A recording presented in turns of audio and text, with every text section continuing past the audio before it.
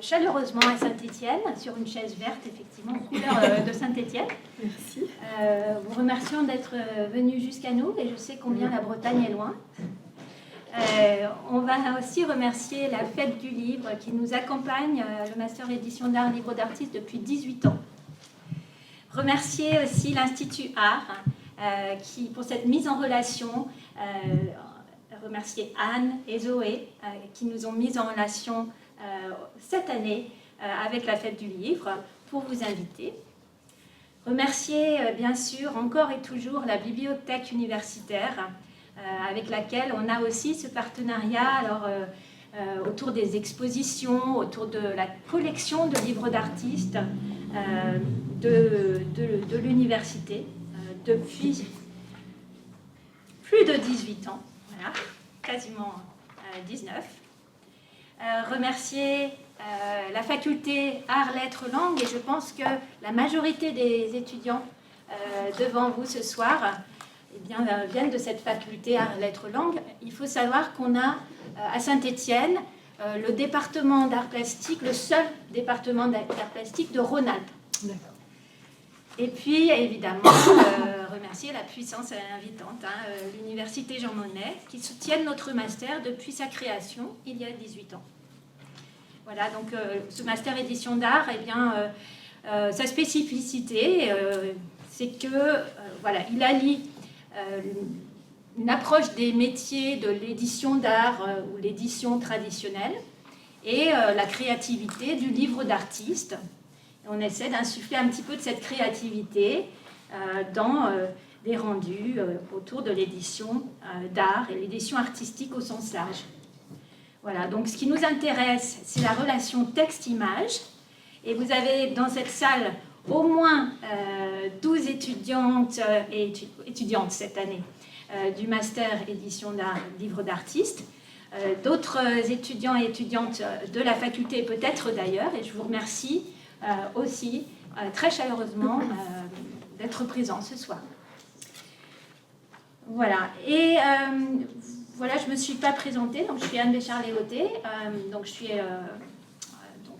enseignant-chercheur à l'Université Jean Monnet, à la fois en anglais et en art plastique, dans ce master édition d'art, livre d'artiste, et responsable de ce master depuis sa création, avec Laurence Thuot, qui est en face, ici, en face de vous.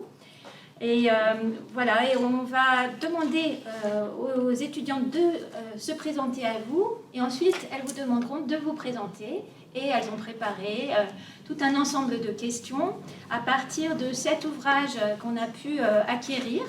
Et puis, bien sûr, on a fait venir aussi d'autres bibliothèques de la ville, des ouvrages d'Audrey Poussier, ou d'Audrey Poussier et d'autres auteurs. Voilà, on expliquera ce lien entre les auteurs-illustrateurs ou les auteurs et illustrateurs. Ensuite, et donc il y a une petite pyramide de livres juste à côté derrière, en face de la nouvelle cabine, la cabine silencieuse de la bibliothèque. Voilà, je vais laisser d'abord la parole aux étudiantes pour se présenter et nous indiquer peut-être un petit peu ce qu'elles connaissaient auparavant de vos travaux. Et puis ensuite, elles passeront aux questions que nous avons préparées. Merci. Merci. Je pense que je vais commencer. Bonjour à toutes et à tous. Bonjour. Je m'appelle Maëlie Humbert. Je suis étudiante en master livre d'artiste, mais aussi en master CCNT création nouvelles technologies. Je suis en double cursus cette année. Et pour ma part, je vous ai connu à travers cette collection-là avec le petit personnage du lapin, notamment parce que j'ai des neveux et des nièces. Donc je fais souvent des cadeaux liés aux livres et je recharge beaucoup des livres comme celui-ci, vu leur jeune âge. Moi, je m'appelle Irsane Guyot. Bonjour. Donc, je suis étudiante également en master édition livre d'art et d'artiste. J'ai travaillé pendant quelques années en médiathèque et c'est là que j'ai eu l'occasion de m'intéresser beaucoup à l'édition jeunesse et que j'ai eu l'occasion de voir beaucoup de vos livres qui sont souvent représentés pour les publics enfants en médiathèque. Voilà. Donc bonjour, moi je m'appelle Maëva Tricot et en fait du coup je connaissais pas vos livres et quand je les ai découverts, ils m'ont tout de suite parlé et j'ai beaucoup aimé le rapport entre l'illustration et le texte dans ces livres, donc du coup voilà. Merci. Alors, effectivement, voilà. Bonjour à Première question. tous et tous, bonjour à tout le monde. Je m'appelle Audrey Poussier. Je suis donc autrice et dessinatrice. Enfin, moi, je fais des livres pour enfants.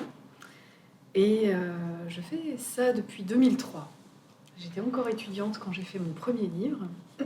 J'ai fait une école de... J'ai envie de faire ce métier depuis que je suis toute petite, mais sans savoir que c'était vraiment un métier. J'ai fait l'école Estienne, qui est l'école des métiers du livre à Paris, l'école d'art appliqué public, en gravure, parce qu'il y avait une section illustration que j'ai pas souhaité faire. Donc j'ai fait une année de mise à niveau et 2 années de gravure. Et puis après, je suis rentrée à l'école des Beaux-Arts de Paris. Ça m'a pas tellement plu. Et j'ai fait mon premier livre, Serré Sardine, à l'école des loisirs. Et j'ai arrêté l'école des Beaux-Arts et je suis allée à l'école des loisirs. Et voilà, c'est comme ça que j'ai commencé. J'ai fait mon premier livre, Serré Sardine, écrit par Elsa de Vernois. Je pourrais détailler tout à l'heure comment j'ai commencé. Et puis après, j'ai commencé à écrire mes propres histoires. Je pourrais parler comme ça, mais Oui. après, ça va peut-être... Oui. Il y a peut-être des questions. Je vais rebondir sur quelque chose que vous venez de dire qui me surprend, sans me surprendre. Alors pourquoi est-ce que les beaux-arts, ça ne vous avait pas plu? Là, je m'adresse aussi, c'est une question aussi pour nos étudiants en art. Et je crois qu'à l'école Estienne, il y a aussi une autre spécialité. On peut prendre 2 spécialités. Il y avait peut-être une autre spécialité et c'était visiblement pas celle d'illustratrice que vous aviez choisie.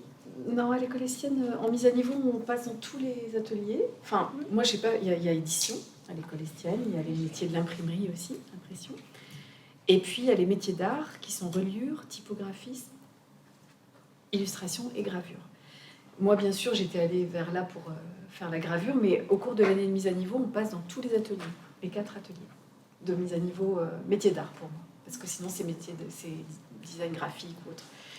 Et donc, je suis passée dans tous les ateliers. La gravure m'a particulièrement plu. Je ne connaissais pas du tout cette technique. Et l'illustration m'a pas tellement intriguée, en fait, parce que j'avais envie de faire quelque chose de concret. Et puis, petite, j'avais écrit une lettre à un illustrateur en lui demandant comment vous faites pour être illustratrice. Et il m'a dit, il n'y a pas besoin de faire d'école, il faut être curieux. Donc, je me suis souvenue de ça, je crois. Et je me suis dit, bon, alors, la curiosité, ça devrait aller. Et la gravure, je vais découvrir.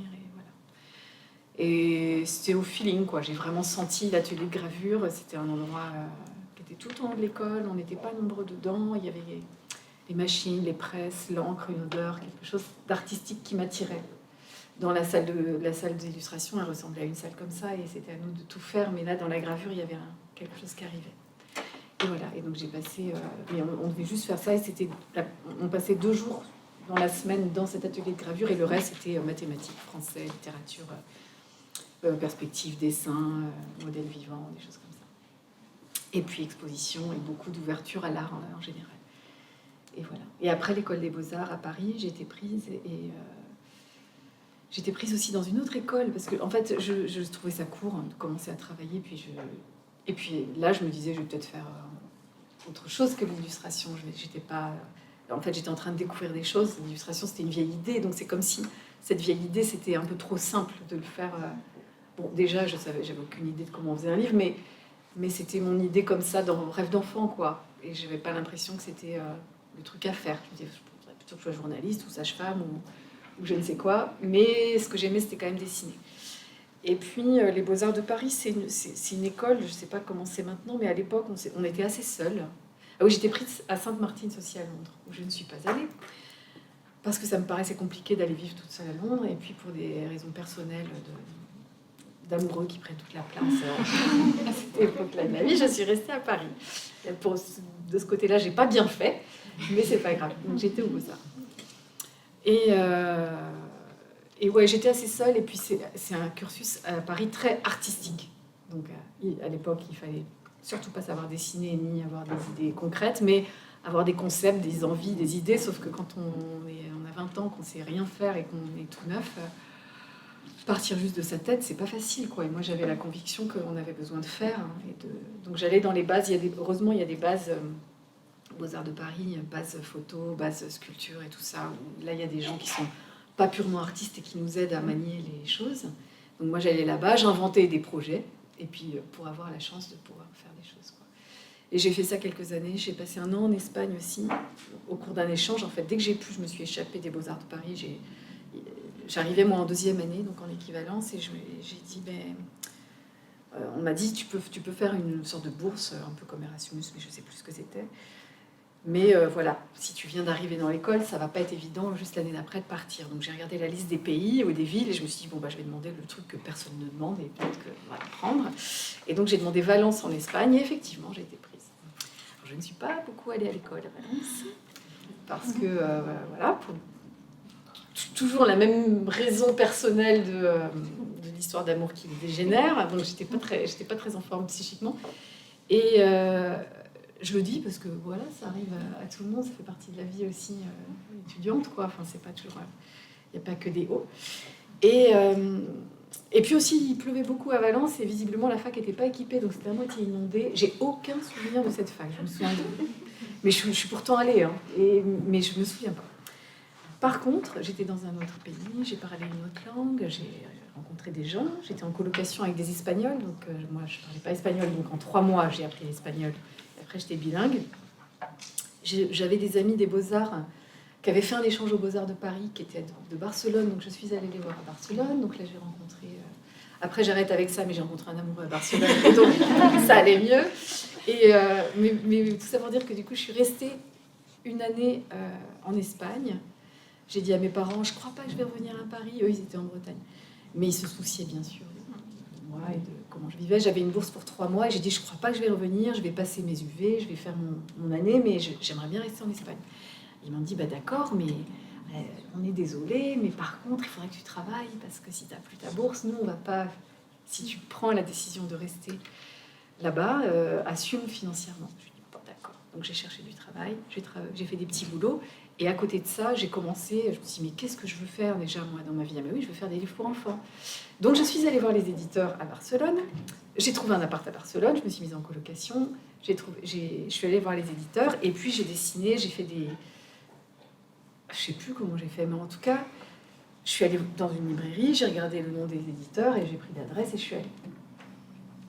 Et il y en a un qui m'a dit, ah oui, on va faire une version originale des Contes de Perrault, ça nous intéresse si vous faites un essai. Je sais pas pourquoi pas, donc je suis rentrée dans mon appart et puis j'ai fait des essais. J'ai lu les Contes de Perrault en version originale, qu'on connaît souvent un peu, parce qu'on connaît tous les contes qu'on appelle les contes de fées. Et ces versions sont beaucoup plus sombres, donc ça m'a donné des idées. Voilà, ça m'a un peu décalé et détaché de ce que je connaissais de ces contes-là, comme Le Petit Pousset ou Le Petit Chaperon Rouge. Et j'ai fait 2-3 dessins, je leur ai montré, ça leur a beaucoup plu. Et comme je travaillais à la gravure avant, j'ai fait des trucs très hachurés avec beaucoup de noir et puis juste après aquarellé. Et on en parlera si jamais vous avez l'occasion de venir au Salon du Livre dimanche. On a une petite entrevue avec Anaïs Vaugelat, qui est mon éditrice à l'École des Loisirs, et Guenel Boutouillat qui va nous interroger et on va parler du travail de l'une et de l'autre. Et vous comprendrez après pourquoi je vous dis ça. Donc je suis allée voir cette maison d'édition qui m'a dit ah ben oui, super, ça nous plaît, continuez. Donc j'ai continué, mais bon, il n'y avait pas d'argent, il n'y avait pas de... Enfin, en tout cas, je n'ai pas été payée pour ça. Et puis, en fait, ils m'ont dit non, mais en fait, j'ai fait beaucoup de dessins. Puis ils m'ont dit, mais en fait, on ne va pas faire cette version finalement, financièrement, ça ne tient pas, je ne sais quoi. Bon, c'est pas grave. Et moi, je suis rentrée à Paris parce que je me suis dit, c'est vraiment ça que j'ai envie de faire, être artiste. Je vais mettre ça de côté. De toute façon, une école pour être artiste, c'est bizarre. Et aux Beaux-Arts de Paris, c'était beaucoup des artistes professionnels qui étaient dans les ateliers, mais en réalité qui n'étaient pas souvent là. Donc les ateliers étaient vides en multimédia. Donc moi, je me retrouvais toute seule. On travaillait chez soi.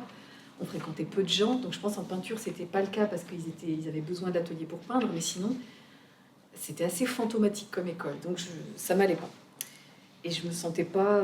je suis retournée quand même faire une année en photo où j'ai rencontré des gens sympas, des profs, quoi. Mais voilà, après ma 4e année, il ne me restait plus qu'une année à faire et j'ai dit à des élèves, moi je fais des livres pour enfants, j'ai envie de faire des livres pour enfants. Donc ils m'ont dit, ah, t'as besoin d'argent? J'ai dit, non. Non, après j'ai pas poursuivi, j'ai pas dit non, ça me plaît, c'est bien et tout. Mais il y avait une idée de l'art qui était très séparée des arts appliqués. Et moi, je sentais que j'étais pas assez mature pour faire ça. Et puis rentrer dans un circuit d'art, de galerie, de vendre son travail, qui me paraissait tellement étrange et tellement pas... Je me sentais tellement pas à ma place que je me suis dit non, pour m'exprimer, je vais aller dans les livres. Et puis, j'avais envoyé les fameuses illustrations des contes de Perrault à plein d'éditeurs en France, dont l'École des loisirs, qui m'a dit, le comité de lecture, en fait j'ai juste pris les adresses et comité de lecture, où j'ai passé un coup de fil, et puis il m'a dit il faut adresser au comité de lecture, qui m'a dit on ne fait pas de banque d'illustrateurs et d'illustratrices à proprement parler, mais si vous avez une histoire à raconter, on serait très heureux de lire votre projet. Merci, au revoir. Bon. Reste que j'ai bien aimé certaines de vos images, et il y avait des petites croix sur les images, les photocopies, j'avais envoyé des photocopies. Donc je ne sais pas, une dizaine de photocopies de mes dessins. Signé un nom. Ouais. Bon, bah ok, donc là je me suis... Mais par contre, j'ai eu des réponses de beaucoup de maisons d'édition qui m'ont donné des rendez-vous, qui ont voulu me rencontrer, avec pas grand-chose, hein, il y avait quelques dessins. Et non pas que ça a été géniaux, mais je pense qu'ils ont vu un truc, ils sont attirés peut-être la curiosité de voir... parce que c'était assez maladroit, quoi. Mais voilà, il faut... Tout ça pour dire que quand on a envie de faire un truc, il faut quand même tenter. Et avec la naïveté que j'avais, en fait, ça n'a pas trop mal fonctionné. Et l'École des loisirs m'a rappelé en me disant, bon, on peut vous faire faire un essai. Il y a eu d'autres trucs avec d'autres éditeurs, mais qui n'ont pas abouti. Ce serait trop long de tout raconter. Et l'École des loisirs m'a dit, nous, on veut bien vous donner une histoire et vous faites un essai. J'ai dit, bah super, mais franchement... C'était mon rêve en fait, donc je ne croyais pas mes oreilles. J'ai fait un essai et puis finalement c'était difficile, mais c'était la personne en fait qui est Anaïs Ojlad, mais qui avait un autre nom parce qu'elle avait un pseudonyme pour pas qu'on... Alors moi je connaissais pas ses livres, donc j'aurais pas été vraiment influencée, mais c'était pour pas qu'on soit influencé par son travail d'autrice, illustratrice aussi. Donc on a fait ce petit projet ensemble, et puis au bout d'un moment, elle m'a dit « C'est vraiment difficile ce qu'on t'a demandé. D'abord, il y a des personnages humains, il y a un côté psychologique, et puis cette histoire, on l'avait dans nos tiroirs, et puis personne ne voulait la faire. Même Frédéric Ster ou Michel Guay, des auteurs qui sont plus âgés et qui ont beaucoup de bouteilles, n'ont pas tellement voulu la faire. Donc, c'était pas un bon cadeau, quoi. Mais je vous rappellerai, on vous rappellera pour peut-être un autre essai. Et finalement, ils m'ont rappelé et ils m'ont proposé Série Sardine d'Elsa de Vernois. Et on a fait vraiment ce premier livre main dans la main, quoi. Voilà. Et après, ils m'ont dit, le livre est paru. Et ils m'ont dit, bravo, maintenant, si vous voulez faire des livres, il va falloir écrire vos histoires. Parce que nous, on travaille plutôt avec des gens qui écrivent et qui font les dessins. Je m'arrête là, peut-être. Je ne sais pas si vous avez dit. Comment vous vous articulez? Du coup, vous avez commencé juste en tant qu'illustratrice pour le texte de quelqu'un d'autre, et on vous a demandé, donc, d'écrire vos propres histoires. Comment vous avez réussi à trouver Alors, c'était pas facile, parce qu'au départ... Déjà, moi, ce que j'ai découvert, parce que vraiment, j'avais 22 ans, puis j'avais aucune idée de comment faire un livre. J'étais pas très bonne en dessin. En fait, j'avais découvert plein de choses dans les écoles d'art, dans les écoles d'art, dans les musées, expos et tout ça, mais j'étais pas une passionnée ou une grande dessinatrice. Donc j'ai déjà découvert qu'un texte, il fallait le découper et faire un chemin de fer. Donc ça, j'ai appris. Et puis j'ai appris qu'un texte, il fallait travailler le rythme de ce texte avec ce qu'on avait en matière quand c'était pas mon texte.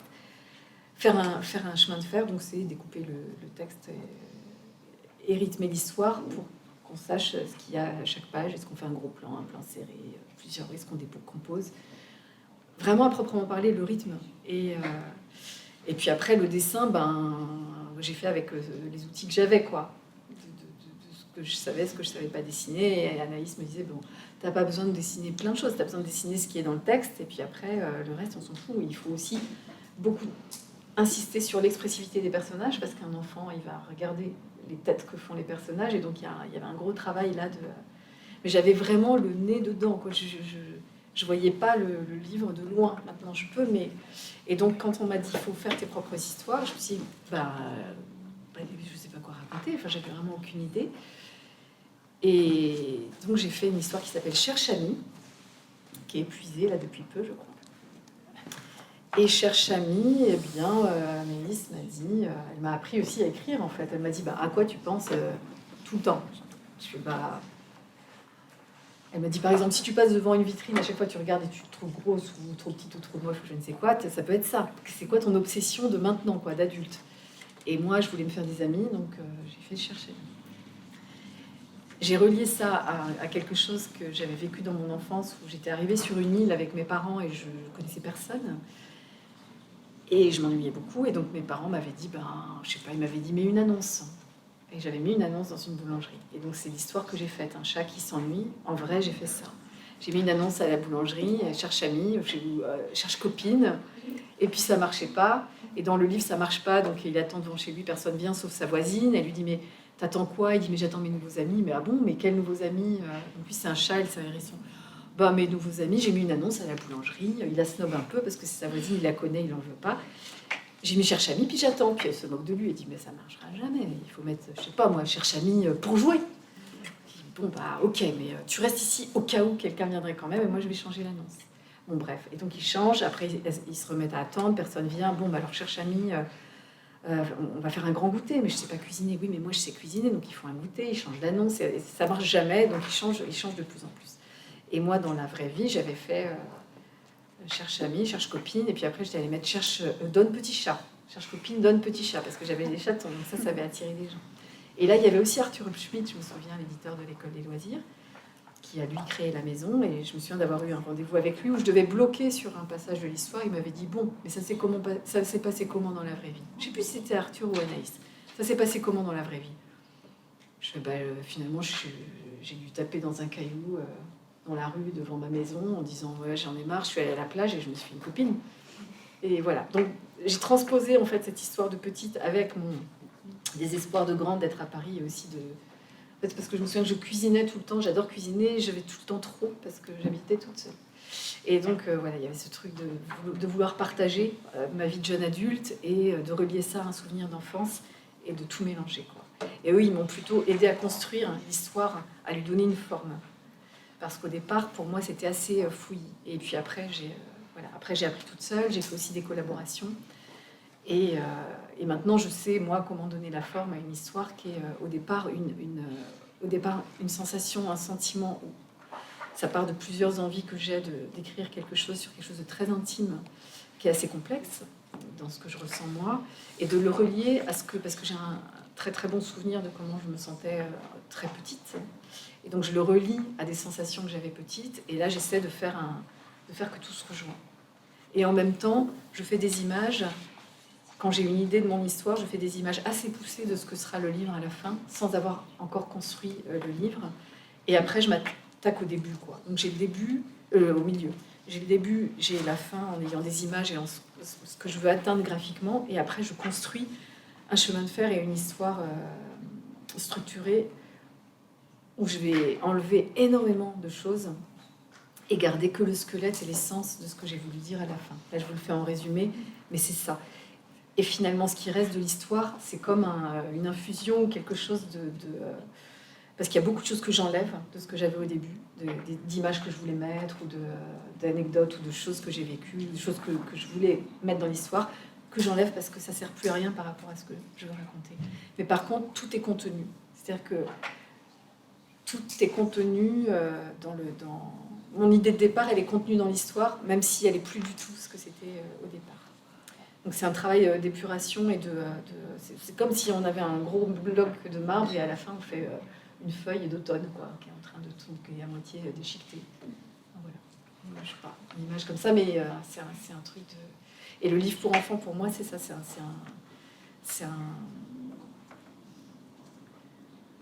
c'est pas le squelette, parce que le squelette c'est un petit peu austère, mais il y a quelque chose d'épuré d'une idée qui peut être pas simpliste.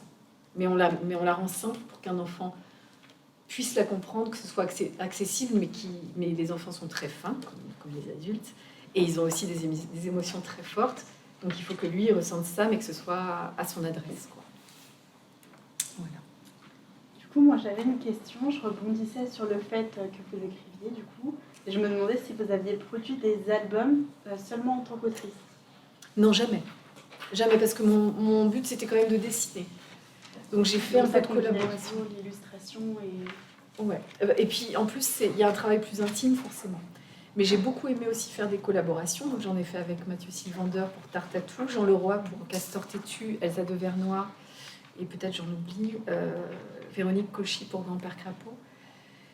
Et en fait, à chaque fois, c'était des périodes où, comme j'ai appris en faisant les livres, au tout début, dès que j'avais fini un livre, c'était pour moi un gros travail d'écriture et moins de dessin, enfin d'écriture, de construction. Et ça me reposait en fait d'avoir le texte de quelqu'un parce que j'étais allégée du sens de l'histoire. J'avais pas toujours une idée ou un truc à dire tout de suite, à raconter tout de suite. Donc il y avait cette envie de se reposer. Et puis ce qui est très intéressant quand on illustre le travail d'un auteur, qu'on ne rencontre pas nécessairement, c'est qu'on s'approprie l'histoire et qu'on est aussi l'auteur ou l'autrice de cette histoire parce que la raconter en images, il va se passer tout autre chose. Il y a vraiment les images arrivent. Parfois, les auteurs ou les autrices nous font un découpage qui est un peu bizarre selon nous, donc on le change. On peut se donner la liberté aussi de changer les choses en demandant pour chaque virgule, bien sûr, à la personne qui a écrit.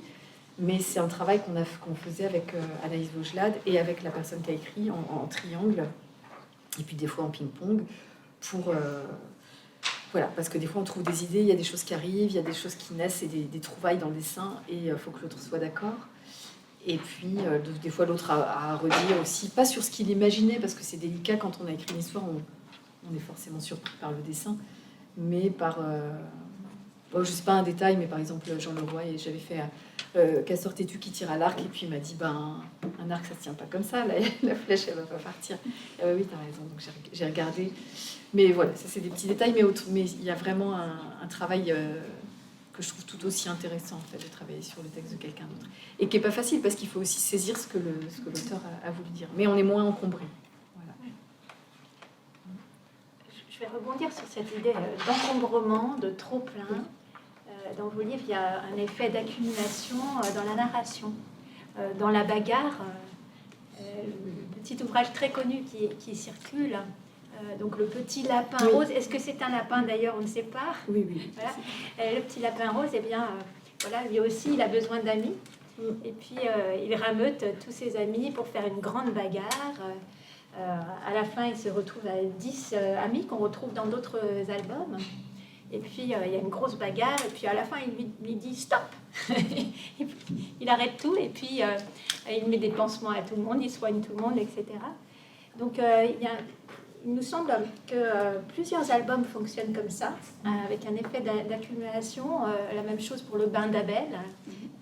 Le petit bébé Abel qui part avec l'eau du bain et puis qui est rejoint par ces petits canards en plastique, qui rencontrent de vrais canards, etc. Et plein de monde, et notamment un petit camarade humain. Et puis, et voilà, il se retrouve, il y a un effet de groupe, il y a un effet de choralité presque, comme dans les films italiens. Et puis, à la fin, on a noté aussi qu'il y avait un d'effet boucle. C'est-à-dire qu'ils reviennent tous à la maison. Ou bien on arrête la transgression. On revient à la maison, donc on arrête la bagarre, et puis on revient sagement à la maison. Dans un des derniers ouvrages, Les Trois Chatons aussi. Donc, pouvez-vous un peu nous expliquer ce besoin d'une accumulation progressive de personnages, peut-être un besoin d'amis, je sais pas, mais aussi ce besoin de transgression? Alors, tout ce que vous dites là, c'est juste. Après, ça n'a pas forcément été pensé, mais il y a plusieurs choses. L'accumulation, c'est aussi un truc classique de la littérature jeunesse, pour l'effet comique, en fait, moi je l'avais fait au départ. Donc la bagarre, ça fait partie d'une autre collection au sein de l'École des loisirs, qui est Loulou et compagnie, et qui est dirigée par Grégoire Sur le Taref, qui fait aussi des livres pour enfants depuis très longtemps. Et après avoir écrit 3 livres, après avoir fait 3 livres avec Anaïs Vaugelat dans la collection des albums, j'ai voulu changer et faire des livres pour les tout petits. Et en fait, à chaque fois que je fais un nouveau livre, j'ai une envie de changer, de me lancer un défi, d'aller ailleurs, d'aller explorer ailleurs graphiquement, et puis dans le sens aussi des choses.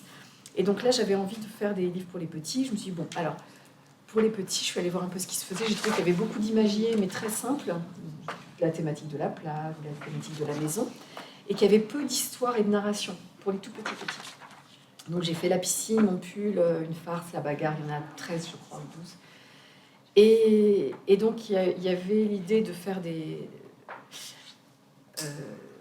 un graphisme simple, une couleur pour chaque personnage, et un nombre de personnages qui changent à chaque page. L'idée c'était qu'un enfant tout petit, il puisse juste nommer les animaux, ou nommer la couleur, ou compter. Et qu'un enfant plus grand, ou un enfant, c'était parce qu'un enfant même de 3 ans, ils n'ont pas tous la même avancée niveau psychomoteur. Et donc, qui est aussi de l'humour et qu'on puisse s'accrocher à une narration. Mais ce truc d'accumulation, c'est un effet comique d'un truc qui grossit, puis qui craque, quoi. Et la transgression, c'est parce que j'avais aussi envie de travailler le caractère de chaque personnage. Et donc, effectivement, ce lapin rose, c'est un lapin. Donc c'est un lapin bizarre parce que j'ai copié le doudou de ma sœur, qui était une sorte de peluche rose qui s'appelait Petit Lapiou, qui avait un vrai pull bleu que ma mère avait tricoté quand on était petite. Et donc, je sais pas, un jour, je savais pas quoi faire. Je pensais à cette collection et je savais pas quoi faire. J'avais ce doudou-là en tête et je l'ai dessiné. Et je l'ai dessiné avec plein d'émotions différentes et j'ai commencé à raconter des choses. Ces livres-là, par exemple, je les ai racontés pas en texte. Je les ai racontés en images, en m'imaginant une petite scène de théâtre. Donc, j'ai pas du tout fait le texte à chaque fois. Je me suis dit, je vais faire 12 pages. Je me suis donné plein de contraintes. Un personnage nouveau à chaque page, 12 pages ou 13 pages. Et puis, un truc rigolo, une aventure. Et le texte, il vient à la fin quand je vois ce qu'ils ont l'air de se dire, quoi. Mais qui est un texte simple aussi pour qu'un enfant tout petit, il puisse le lire et puis après le relire sans savoir lire, en regardant juste la tête des personnages. Donc j'ai travaillé chaque personnage indépendamment en me disant, moi, dans ma tête, quel caractère a chacun. Mais il y a le protagoniste, comme au théâtre, et puis le cœur, effectivement. Et donc pour moi, même s'il y a ce truc de groupe, il y a dans beaucoup de livres, ça parle, et c'est Arthur Schmitt qui m'avait dit ça aussi, ça parle beaucoup de solitude. À chaque fois, c'est des personnages seuls qui commencent, ou La première nuit dehors aussi. Et La première nuit dehors, c'est une petite souris, elle part toute seule, puis elle se fait un copain qui est un tétard qu'elle a trouvé par hasard dans une flaque, enfin dans une mare. Et donc, à chaque fois, il y a une histoire de solitude, parce que je pense que je pars de cette sensation que j'avais enfant d'être au monde seule, quoi. Moi, je me souviens petite à 2-3 ans de dire, waouh, je vais être tout le temps dans la même peau. Je ne serai pas dans la peau de mes frères et sœurs, je ne pourrais pas aller dans celle de mes parents ni de mon chat. Je vais faire ça. Et je voyais les gens qui vivaient super longtemps, je me disais, ça va être super. Et donc, je me souviens de ça, je me souviens de me dire, mais si mes parents, parce que ma mère avait eu un premier mari, je me dis, mais si elle n'avait pas divorcé, donc elle n'aurait pas rencontré mon père, et donc moi, je ne serais pas née. Enfin, je sais que les enfants, ils se posent toutes ces questions-là, et on leur laisse, où ils ont la place de les... Enfin, on se les pose tous, et puis on a la place ou pas de les développer ou de... Et donc, il y a ça, je crois, dans le truc de solitude, au départ, d'être un personnage seul, et puis qu'on est en société, donc il y a l'altérité, et dans tous les livres traitent un petit peu de ça, je pense. Et donc, l'accumulation, bah oui, c'est un peu un classique de la littérature jeunesse, et cette envie de... et la transgression, en fait, bah lui, il a quand même mauvais caractère, par exemple, ce lapin rose. Et il veut aussi reprendre le dessus dans la bagarre, et c'est lui qui propose le jeu, ça lui va pas, il arrête, mais après c'est lui qui met les pansements aussi.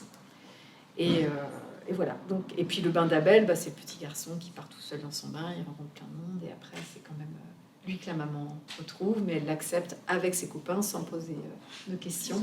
Il revient à la maison, et il y a effectivement ce truc de boucle qui est, je pense, rassurant, et puis qui est une chute sans être une chute aussi. C'est quelque chose, mais c'est pas vraiment réfléchi, mais il y a un truc de raconter des trucs des fois pas faciles, il y a une douceur dans le fait de recommencer. C'est la nuit, la première nuit dehors, et puis après la maman se réveille, et puis il va y avoir une autre journée. Dans le jeu du plus qu'un jour, ils vont recommencer le jeu. Là, il va sortir du bain, et le lendemain, il va reprendre un bain. Dans comment ranger sa chambre en 7 jours seulement, c'est le jour de la semaine. Donc il y a un truc d'avancée, quoi, un truc de cheminement.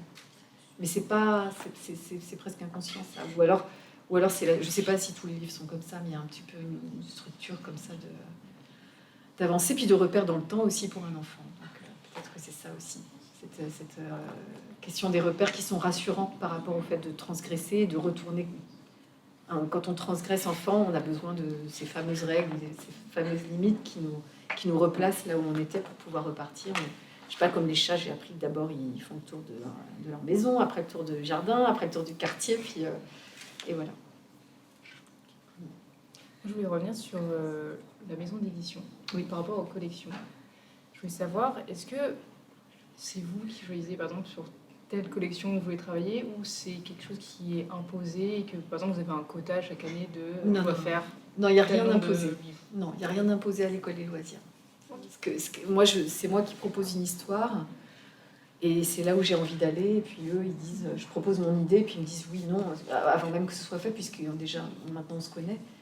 Et je choisis le nombre de pages. Après, on a quand même des contraintes. Et puis, il faut que ce soit logique. Je ne vais pas faire un livre de 90 pages pour un tout petit. Et ça pourrait, mais il faudrait que ce soit justifié. Le format, je choisis. Mais pareil, quand je veux faire un petit livre, on me dit, bah non, tu peux faire un tout petit livre, mais il va tomber dans le fond des bacs. On va quand même le mettre à 15 €, personne ne va l'acheter. Donc, c'est des petites contraintes comme ça, mais sinon, on est assez libre. Et puis, la seule contrainte, c'est que moi, comme je gagne ma vie avec... eh ben, il faut que j'en fasse un, puis un autre après. Je pourrais en faire plus aussi, mais c'est long. C'est long, puis moi j'ai envie de me donner le temps pour que le livre soit... Je préfère passer plus de temps, que le livre me paraisse réussi, qu'il ait la chance de vivre une vie en librairie, et voilà, que je gagne ma vie avec, plutôt que d'en faire plein et de gagner peut-être plus, mais à court terme, je sais pas. C'est un calcul comme ça. Puis c'est mon temps de travail, et puis c'est ce que j'ai appris avec la gravure, là, à attendre. Par rapport aux maisons d'édition, est-ce que vous avez toujours travaillé avec la Oui. même? Jamais Non. testé d'autres Non, pour la bonne et simple raison que comme je mets du temps à travailler, que chaque idée est bien reçue à chaque fois, ben, ça s'est fait comme ça. Et maintenant, on a un dialogue avec Anaïs Bougelade qui fait que moi, ça me fait avancer. Je voulais aussi revenir sur le fait que vous parlez de gravure. Oui. Et dans les livres qu'on a pu feuilleter, on a vu qu'il y avait beaucoup de travail sur l'aquarelle, mais sauf pour les derniers, on sent que vous avez changé de technique. Est-ce que vous pouvez expliquer les raisons de ce changement? Oui, parce que alors l'aquarelle, j'ai appris aussi, je savais pas peindre, je savais vraiment le minimum. Mais comme l'aquarelle, bah, j'ai pris des trucs comme ça, donc j'ai peint. Comme j'étais, comme je vous disais, très préoccupée par la construction du livre, le dessin était presque secondaire. Pour moi, ce qui est le plus important dans un livre, c'est que l'histoire soit bien construite. Et je pense vraiment qu'un livre mal dessiné, mais avec une bonne histoire, il va tenir plus longtemps qu'un livre très bien dessiné avec une mauvaise histoire. Que la narration, que l'enfant, il a besoin qu'on ne se moque pas de lui, enfin, qu'on le prenne au sérieux dans le sens où il faut qu'il ait envie de savoir ce qui se passe. Et je ne pense pas qu'il soit attiré avant tout par les images comptent, bien sûr. Mais il faut aussi bien raconter en histoire qu'en texte. Et donc, c'est la construction du livre et le soin qu'on apporte à transcrire notre idée qui est importante. Que le dessin soit super beau, c'est super, mais c'est tout d'abord ça. Donc moi, j'ai beaucoup peiné à dessiner au départ. Alors, je suis allée avec une économie de moyens, donc l'encre, la plume, le pinceau et puis l'aquarelle. Et puis à chaque livre, par exemple, le bain d'Abel, je ne savais pas dessiner les personnages humains et les paysages. Donc je me suis dit, bon, bah, le prochain livre, je vais faire un livre où on change de paysage à chaque fois. Donc il se trouve qu'il passe par le tuyau et ça s'est fait aussi comme ça, parce que j'avais envie de changer et qu'il y ait une avancée. Et puis j'ai dû dessiner un bébé qui a d'autres proportions. Donc tout a été un apprentissage. Et puis dernièrement, j'ai commencé à faire de la peinture à l'huile pour moi, pour mon plaisir personnel, donc en 2020, ça fait pas si longtemps. Mais c'était le confinement, donc j'ai pris 2-3 cours de peinture et puis hop, tout le monde chez soi. Donc j'ai continué comme ça, et puis j'en ai parlé à Anaïs, je lui ai montré des peintures, et elle m'a dit « Waouh, c'est super !»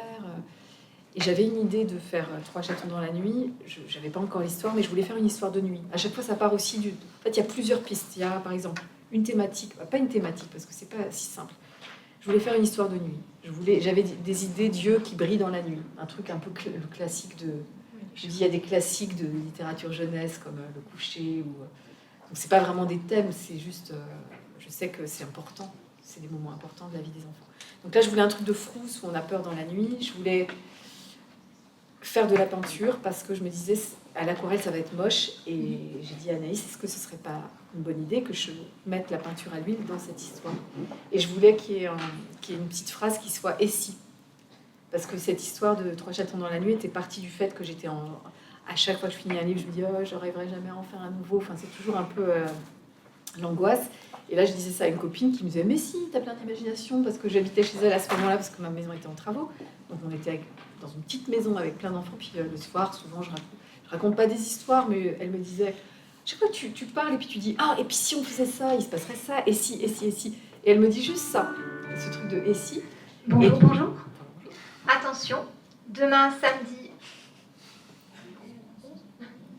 11 octobre, l'accès au campus se fera par la rue Vaillant et non pas par la rue du 11 novembre. Si vous avez prévu de venir nous voir demain, nous sommes ouverts de 9h à 18h30.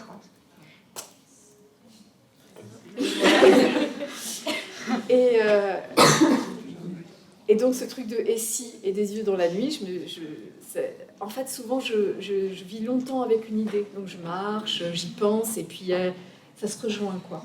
Donc il y avait la peinture à l'huile, et si et les yeux dans la nuit. Et donc et puis ce truc de maman géante aussi où j'avais envie qu'il y ait un truc impressionnant quoi, que l'histoire elle est toute simple, ils font juste un pas devant l'autre donc c'est assez modeste et assez.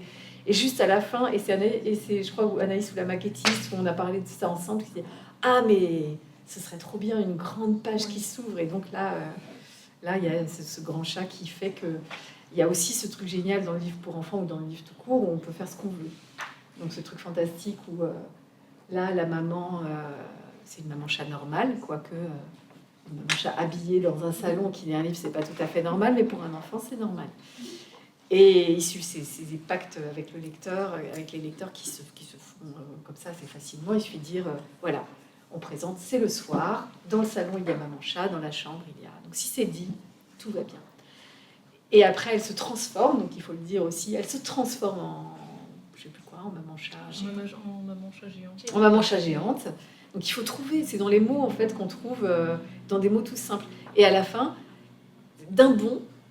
Elle se transforme en maman chat géante. D'un bond, elle va sauver ses chatons. Et après, elle les gronde, mais en fait, ils sont pas en détresse. Mais qu'est-ce que vous voulez ? Il faut juste dormir. Donc là, tout d'un coup, on est rassuré. Ils n'ont pas fait une grosse bêtise. C'est juste normal d'aller explorer. Mais et puis quand même, ce sont des chats qui viennent.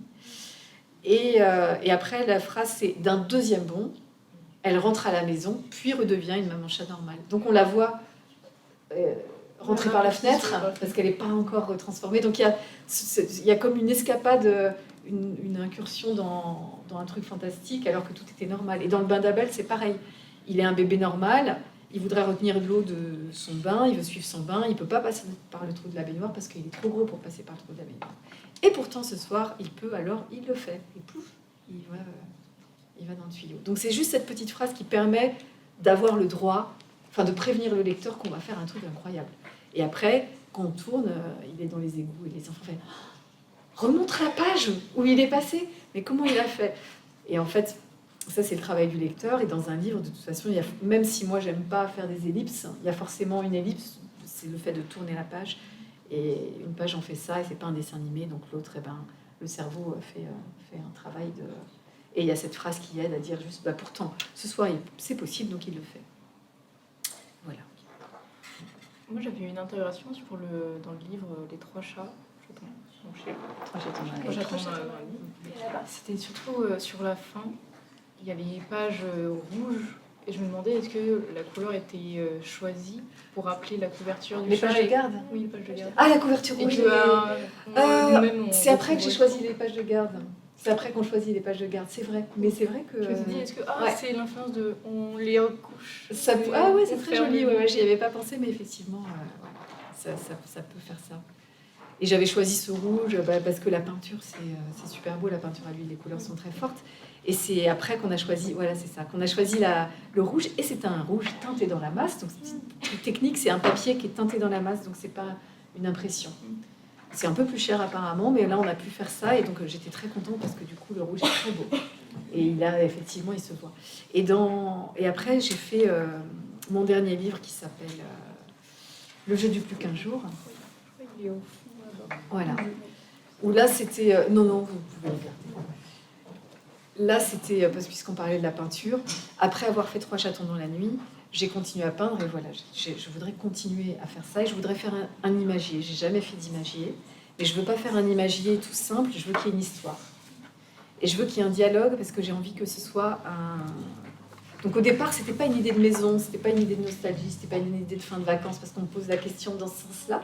Mais moi, j'ai fait les choses à l'envers. Je voulais peindre des objets, je voulais faire un... J'ai dit à l'éditrice, je voudrais faire un livre sur les portes de ma vie, les chaises de ma vie, les verres de ma vie. Et je me souvenais, j'avais cette sensation d'enfance, de quand on est petit, de regarder des heures, des tapisseries, de regarder des objets, de retourner chez ses parents quand on a 20 ans et de voir toujours la même carafe et de se dire « Ah, c'est la carafe de toujours, quoi !» Et en fait, elle existe ailleurs, bien sûr, mais pour nous, c'est la nôtre et elle est restée là. Donc, il y a vraiment, j'avais envie vraiment d'une réflexion intense sur le temps. J'avais envie de montrer les objets aux enfants. Encore avec le temps, j'avais envie qu'ils passent autant de temps à les regarder presque que moi, enfin proportionnellement, que moi, ce que j'ai mis à les peindre. Puis aussi, ils peuvent se demander, ah, mais moi, c'est quoi mon verre préféré? Voilà, mais du coup, c'était vraiment un livre sur les allers-retours entre nos choses, les choses d'un enfant. Moi, je pensais au musée, quand je vais dans un musée, je regardais Nature morte et que je me dis, ouais, cette peinture du XVIe siècle, elle a été peinte il y a si longtemps, elle existe encore, je la vois. C'est quelqu'un qui a peint des objets qu'il avait sous les yeux, qui a peint les reflets de la lumière de ce moment-là. Et donc, moi, quand j'ai peint les objets, j'avais pas envie juste de faire des aplats à l'aquarelle. Je me dis, si je peins un oignon, j'ai envie d'avoir la lumière de ce jour-là. Donc, il n'est pas peint n'importe quand. Et il y a aussi, dans tous les livres, je prête aussi attention à l'atmosphère. Est-ce qu'il pleut? Est-ce que la nuit tombe? Et ça, c'est important parce que ça baigne le livre ou l'histoire de quelque chose de plus. Et donc, dans le jeu du plus qu'un jour, il y a ce truc de... Je voulais travailler aussi sur la concentration qu'ont les enfants à jouer, la concentration qu'ont les enfants à attendre, à observer quelque chose, et la concentration qu'en tant que moi, autrice, je mets, ou artiste peintre, je mets à rentrer dans quelque chose. Et le livre, il est réussi quand j'ai réussi à m'isoler un moment, même si c'est pas pendant toute l'année du livre, à m'isoler un moment et à mettre à fond tout ce que j'avais envie de mettre dedans. Donc il y a un truc d'intense concentration qu'on peut pas avoir tout le temps, mais qu'il faut avoir à un moment. Et je voulais pas que ce soit un livre triste, donc c'est un jeu, donc c'est un dialogue, parce que j'ai aimé moi petite, et j'aime encore raconter à des petits des dialogues, parce que je trouve que c'est assez vivant. Et puis c'est un jeu, c'est pour les enfants, il faut qu'ils s'amusent. Donc je sens que ce livre, on a un rapport assez nostalgique quand on est adulte avec, mais les petits n'ont pas ce rapport-là. Et puis on sent, pendant qu'ils sont en train de faire ce jeu, qu'ils sont en train d'inventer les règles et de les changer.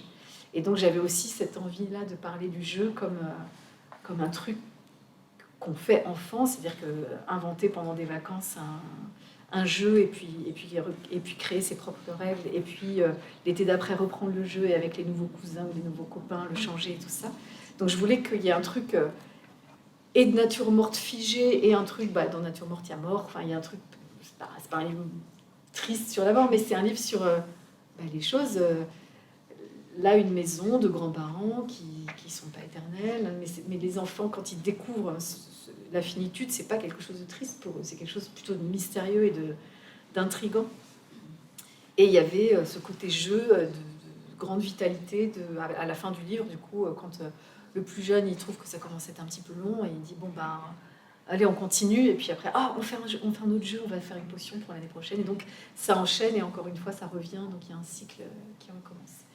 Et c'est vrai que j'avais jamais remarqué qu'il y avait quelque chose comme ça de circulaire dans la plupart des livres, et voilà, donc il y avait vraiment une envie de prendre les enfants au sérieux dans cet espace du jeu, et en leur proposant des images que moi je trouvais presque des images tout public, quoi, de trucs de... Je suis pas peintre à mettre dans un musée, mais enfin les faire avec le même soin et le même... et j'ai peint pendant 2 ans, j'ai fait plein de peintures, je suis allée voir beaucoup de peintures, et puis il fallait... je me suis rendu compte aussi, en peignant, que ça faisait 2-3 ans là, que je faisais de la peinture à l'huile, et que j'y arrivais parce que j'ai passé 20 ans à faire du dessin, à observer, à m'entraîner, à faire des choses que j'avais jamais faites, à faire des immeubles, une voiture, un machin, un truc. Et juste à m'appliquer, à regarder la lumière, Enfin voilà, c'est comme si ça a pu advenir parce que ça s'est mis en place pendant 20 ans, petit à petit, d'accumuler du savoir. Quoi. J'avais pu faire ça avant. Et c'est pas juste parce que j'ai pris 3 cours de peinture, c'est parce que j'ai fait 20 ans de dessin, et puis voilà.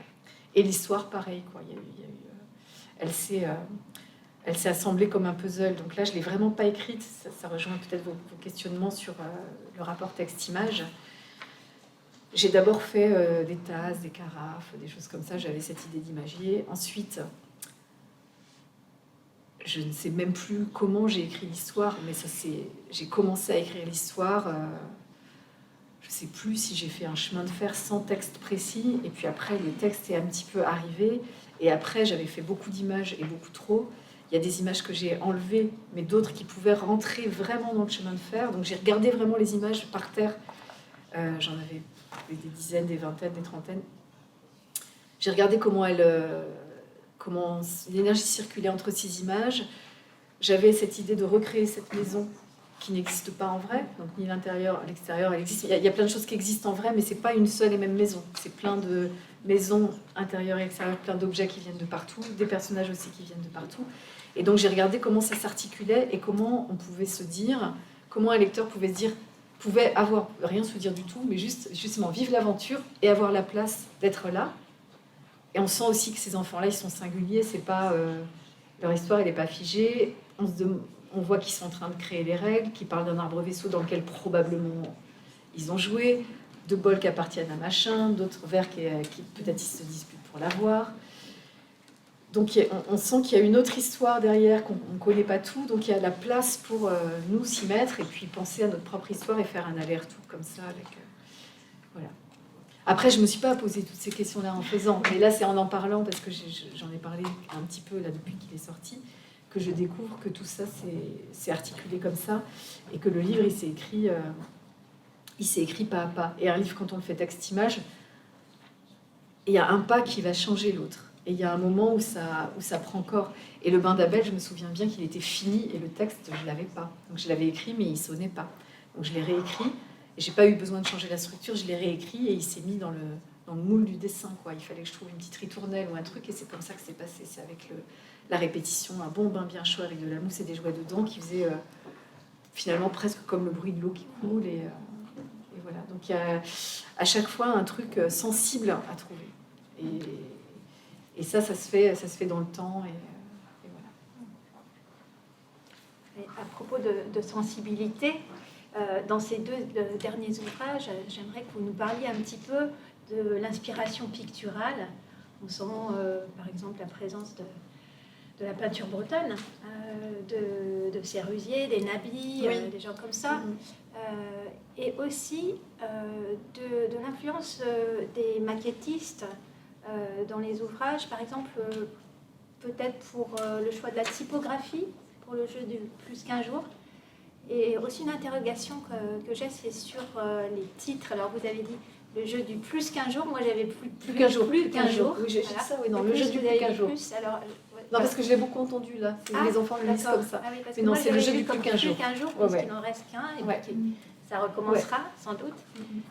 Voilà, et donc l'influence de la maison d'édition sur les titres peut-être, et sur la typographie, et puis votre propre influence picturale. Alors, l'influence picturale, j'ai beaucoup regardé la peinture, oui, effectivement, les peintres bretons, les choses très colorées. J'avais envie aussi que ça se rapproche de l'illustration au départ. Pour 3 chatons dans la nuit, il fallait vraiment que je trouve un langage graphique cohérent.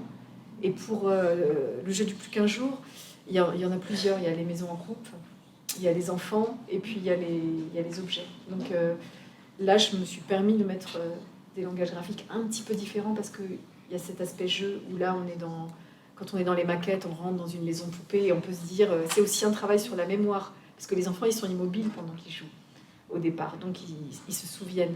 Et donc, donc cette maison de poupée, elle peut être schématisée. Mais après, j'avais envie de montrer des objets comme moi, je les avais vus. Et c'est pour ça que la plupart, ils ne sont pas inventés. C'est des choses que j'ai sous les yeux, et la maison aussi, mais pas la maison en coupe.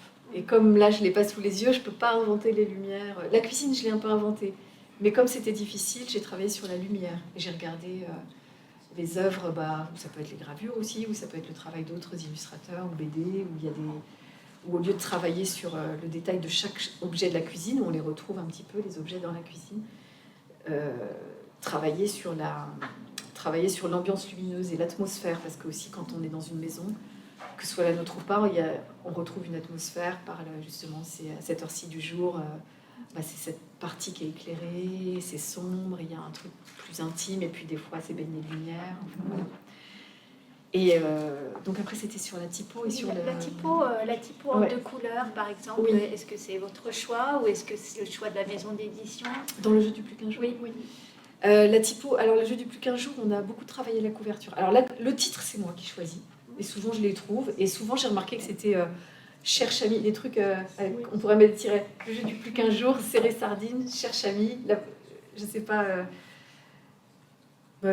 il y a un truc comme ça qui fait presque jeu aussi, ou truc sonore un peu marquant. Et le jeu du plus qu'un jour, en fait, c'est venu quand j'ai fait le texte, parce que il y avait cette phrase du début qui arrivait dans mon texte, plus qu'un jour, et je la répète, plus qu'un jour et on s'en va. Je ne savais pas s'il fallait la répéter. Ah oui, aussi, le texte, il est travaillé à la virgule près, hein, et il n'y a pas beaucoup de texte, mais je vous raconterai tout à l'heure la fin du texte du jeu du plus qu'un jour. Et donc plus qu'un jour, on s'en va. Et comme c'est un jeu, parce qu'au début, je partais du jeu dans les catalogues de jouets, tu choisis quoi? Moi, je prends ça. Et là, tu prends quoi dans cette page? Oh, rien, elle est nulle cette page, si t'es obligé. Donc c'était ça. Puis après, ça s'est transformé en vrai dans la maison. Et donc, c'est pour ça qu'est venu le jeu du plus qu'un jour. Et quand le texte... on me dit OK pour le texte, mais en fait, le texte, je le cherche du début à la fin de l'écriture.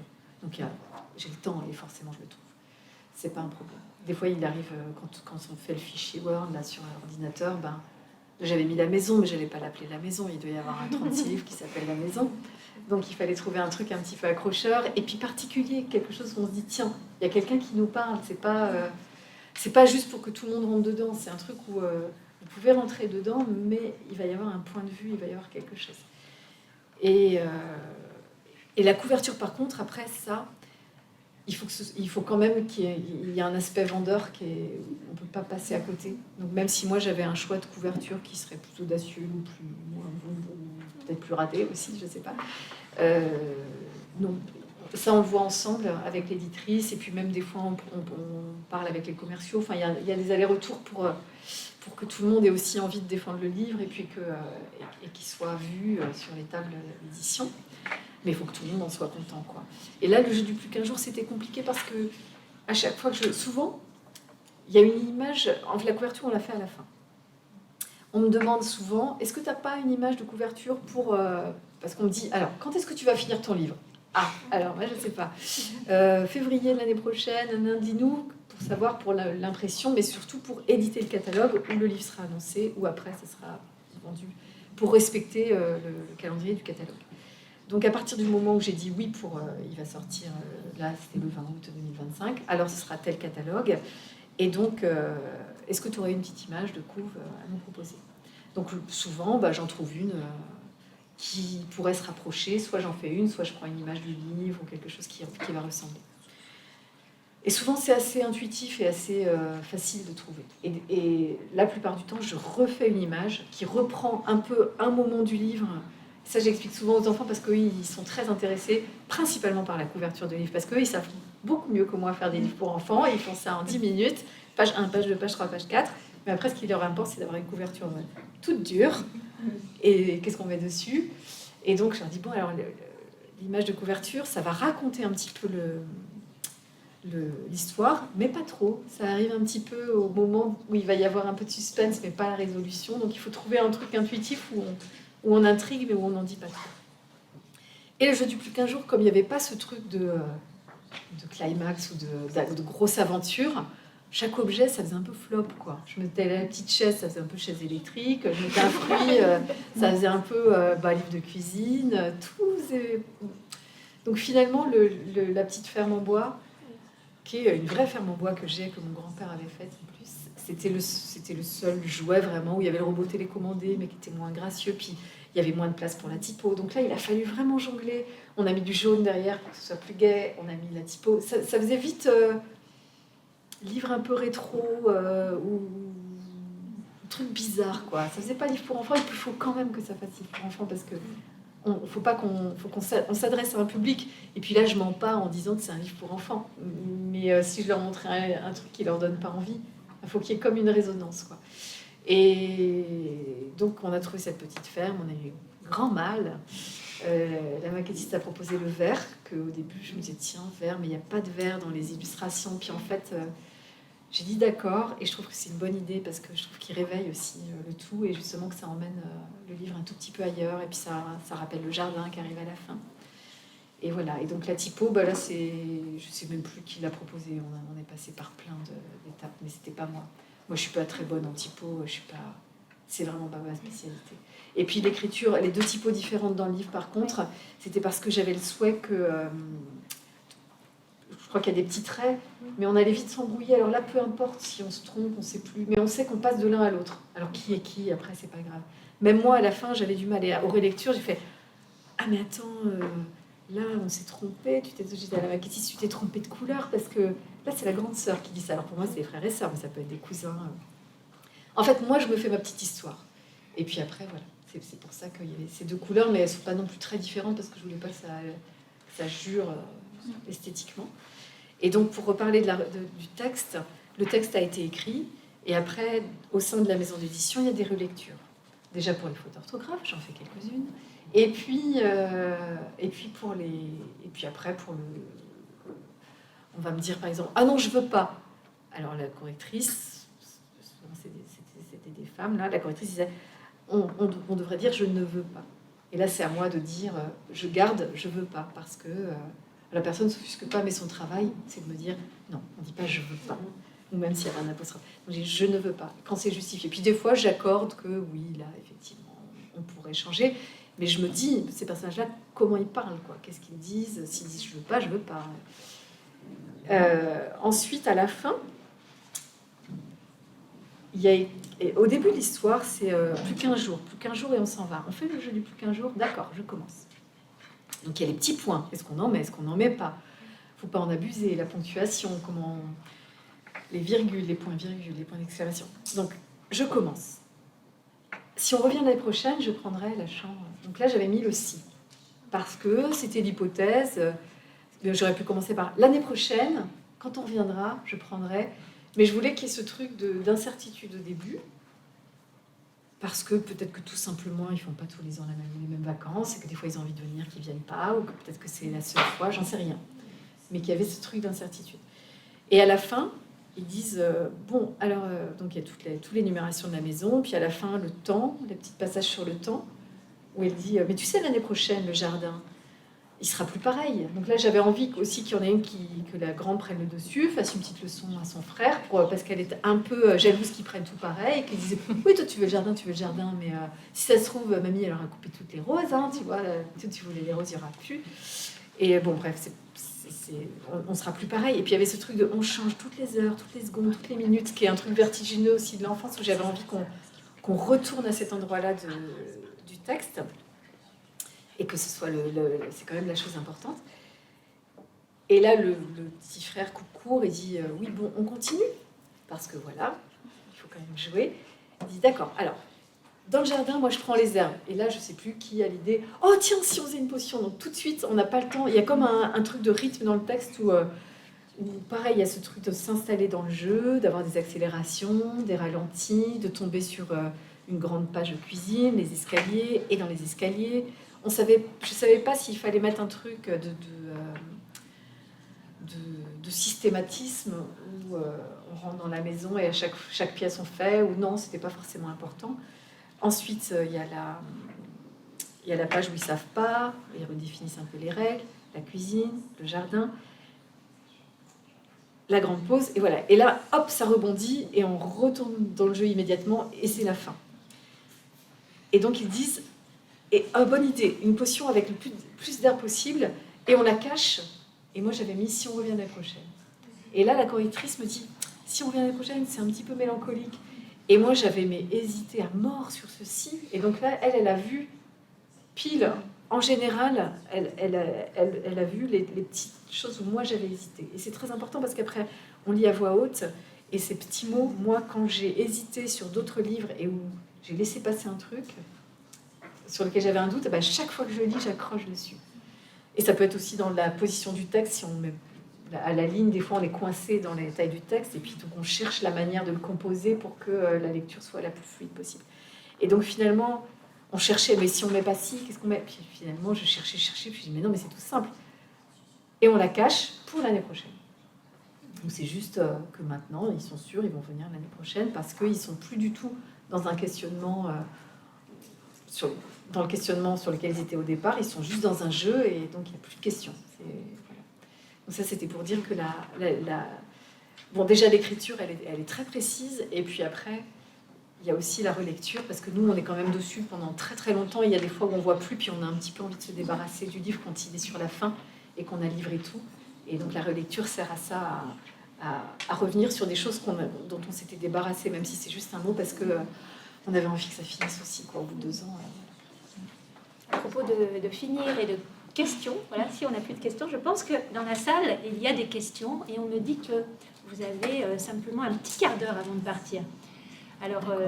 J'ai le temps, non? Ah, apparemment, on m'a dit qu'il fallait que vous partiez à moins de 5. Ah, mais si je suis en retard, c'est pas grave. Non, j'irai peut-être, mais il n'y a pas de... Je préfère prendre mon temps là, ouais, c'est gentil. Merci. Mais vous avez le temps. Voilà, mais peut-être que vous en avez marre. On va faire passer aussi les 2 ouvrages qui restent ici. Ah oui. Et puis, est-ce que vous pouvez nous rappeler à quel stand vous serez dimanche? Je serai sur donc place Chavanel à la librairie Les Croquis-Notes, avec beaucoup d'autres textes très intéressants. Toute la journée, alors samedi toute la journée, dimanche matin, et dimanche je crois que c'est à 14h, et je ne sais pas où c'est, dans une tente où il y a des... Il faut regarder sur le programme. Oui, je serai avec Anaïs Vaugelade et on va parler de nos travails, de nos travails respectifs pendant 1 heure. De 14h à 15h. La grande tente qui s'appelle, alors j'ai oublié, c'est marqué comme livret, se trouve place Jean Jaurès. Voilà. La Gaiola. Voilà. Ah, c'est place Jean Jaurès. Oui. Avez-vous des questions? Oui. Merci beaucoup pour cette intervention. Quand même. Je vais vous poser 2 questions qui sont un peu en lien. Premièrement, au niveau du choix des matériaux, parce que du coup, ça ne va pas être les mêmes.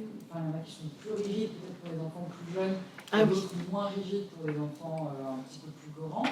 Et je me posais la question, du coup, est-ce que c'est vous qui faites ces choix, et aussi l'adaptation aussi au niveau de l'âge, parce que j'imagine que ça ne va pas être les mêmes thématiques, le même nombre de textes, etc. Au fur et à mesure du temps. Donc, est-ce que c'est vous qui faites ces choix? Est-ce que c'est l'éditeur, ou est-ce que c'est une concertation entre les deux? Alors, la collection avec le lapin rose, là, c'est la collection Loulou et compagnie. Je crois qu'ils sont tous en cartonné. Donc, à partir du moment où j'ai fait cette collaboration avec Grégoire sur le Taref, c'était sûr que les livres seraient sur du cartonné. Et c'est effectivement pour l'âge des enfants parce qu'ils sont petits. Après, moi, je pense qu'un enfant petit, il peut lire aussi un livre en papier. Il faut être un petit peu à côté. Bon, s'il déchire une page, c'est pas dramatique, mais c'est pas... Dès qu'ils ont un livre, en fait, ils comprennent très vite qu'un livre, c'est pas un jouet comme un autre. Enfin, il y a un truc de tourner les pages. C'est des gens qui travaillent avec les petits qui m'ont appris ça, qui m'ont montré ça, qui m'ont dit, des assistantes maternelles ou des gens qui travaillent en crèche, qui ont dit non, mais vous inquiétez pas, il n'y a pas de raison. Ils peuvent aussi détruire, si un enfant qui est dans une phase de destruction, il peut aussi détruire un livre en carton. Enfin, c'est forcément plus fragile le papier, puis ils vont être maniés plus par des petits, donc il faut que ce soit costaud. Mais je pense que les deux sont quand même possibles. En tout cas, la collection Loulou et compagnie, elle est cartonnée. Et c'est chouette aussi, parce que je pense aussi que c'est pour la lecture à voix haute, ça peut être aussi assez facile de tenir un livre cartonné ou de le poser. Et les enfants, du coup, quand ils vont s'en saisir ou le traîner, ben, pareil, il est peut-être moins... C'est pas tant dans le tourner des pages que aussi dans la manipulation en général ou de faire tomber les livres. Donc ça, c'est une chose. Et après, l'âge des livres, moi, quand j'ai fait le premier Serré Sardine, j'étais très surprise quand je l'ai terminé, déjà qu'il soit fini et que j'ai vu le livre, parce que j'étais vraiment trop accaparée par le travail. On m'a dit, il sera pour les 3-4 ans, je sais plus. Ah bon? Mais ah bon? J'avais pas réfléchi du tout à l'âge. Je dis, comment ça, 3-4 ans? Mais les autres, et pourquoi? Je dis, c'est comme ça, j'avais jamais pensé à ça, mais il y a des bacs, il y a écrit tel an, tel âge, tel âge. Après, en réalité, en vrai, les enfants, ils peuvent se servir partout. Et moi, j'ai beaucoup d'enfants de 6 ans qui vont lire les cartonnets parce qu'ils les ont lus petits. Et quand ils passent au salon du livre, ils veulent racheter les cartonnets. Et les parents disent non, non, non, il n'est pas ton âge, celui-là, regarde celui-là. Et les gens, non, j'aime pas ce monsieur. Parce que ça leur parle et que c'est leur choix à eux, quoi. Et donc, voilà. Moi, je pense toujours à l'âge. Et ça, la question se pose au tout début du livre, en fait. Je me dis, bah tiens, ça, ce sera pour tel âge. Et voilà, par exemple, comment ranger sa chambre en 7 jours seulement, c'est sûr que c'est pour des plus grands, aussi parce qu'il est plus long à raconter, parce que ça parle de notions de rangement qui vont pas préoccuper les petits, parce que les tout petits, on leur demande pas encore de ranger, ou on leur demande, mais c'est pas un problème, et ils ont d'autres... Il y a un truc qu'on sent, en fait, de où en est l'enfant dans ces questionnements. Enfin, les questions peuvent être les mêmes, mais il y a plus la forme, quoi. Sur le rangement, la forme de comment ranger sa chambre en 7 jours seulement, elle est forcément pour les plus grands. Donc voilà, ça vient au début du livre. J'ai répondu à votre question.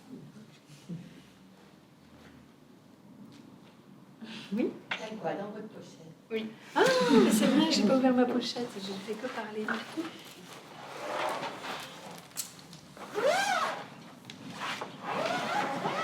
Je la prends, j'ai pas l'habitude de travailler avec des vieux comme vous.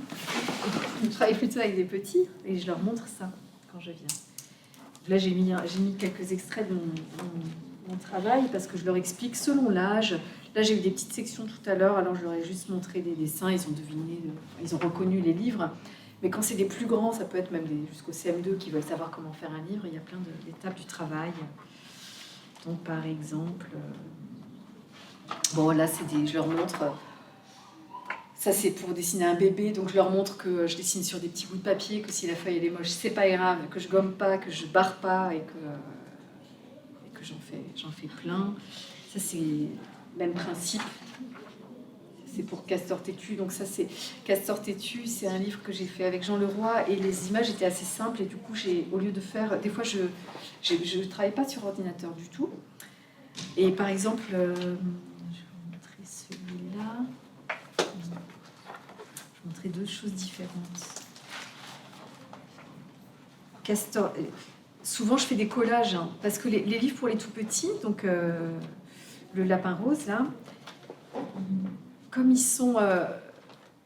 il faut que les enfants voient bien quel personnage est où, mais ils sont souvent un peu les uns sur les autres. Donc, j'arrivais pas à faire les dessins bien du premier coup, enfin, à faire le truc... Donc, souvent, je fais un dessin et puis je reprends. Je mets un peu de blanco, la poule, si elle me plaît pas, j'en refais une, je la colle. Beaucoup de gens travaillent sur Photoshop et donc voilà, ils n'ont pas besoin de faire tout ça. Et après, je photocopie ça sur un papier aquarelle et je passe à la peinture après sur la... Enfin, je le fais imprimer en fait. Et donc ça, c'est un travail de recherche pour que toutes les expressions soient claires. Que moi, je connais leurs couleurs, donc je sais qu'ils ne vont pas se confondre les uns avec les autres, que les enfants, ils vont s'y retrouver, quoi. Et pour cela, pour Castor Têtu, comme les dessins étaient... assez simple, je me suis dit que j'allais à l'encre de Chine dessiner beaucoup, un peu comme un travail de calligraphie, jusqu'à ce que ma main connaisse par cœur chaque dessin et que je puisse faire. Donc là, je les ai fait des centaines de fois jusqu'à connaître par cœur le dessin. Et par exemple, je vous en montrer un. Et je les ai fait directement sur la feuille et la couleur aussi. Donc là, j'avais droit à l'erreur, bien sûr, mais si je rate, il faut que je recommence tout. Donc ça, par exemple, c'est un Castor Têtu où j'ai fait cette scène-là. J'ai renversé mon café, d'ailleurs. Voilà. Cette scène-là, j'ai dû la faire plusieurs fois. Celui-là, il devait convenir. Je ne sais pas pourquoi je ne l'ai pas gardé, mais ce n'est pas celui-là l'original. Mais j'ai fait comme ça les dessins plein de fois, et jusqu'à avoir le dessin parfait, parce que aussi, quand on fait en reprenant, on perd un peu en vitalité dans le trait. Et là, l'histoire elle était assez simple et j'avais besoin que ce petit garçon il soit vraiment vivant, qu'il avance, qu'il parle, qu'il y ait un truc justement de l'enfance qui soit pas figé, quoi. Et puis je me suis améliorée en dessin au fur et à mesure, à force quand même.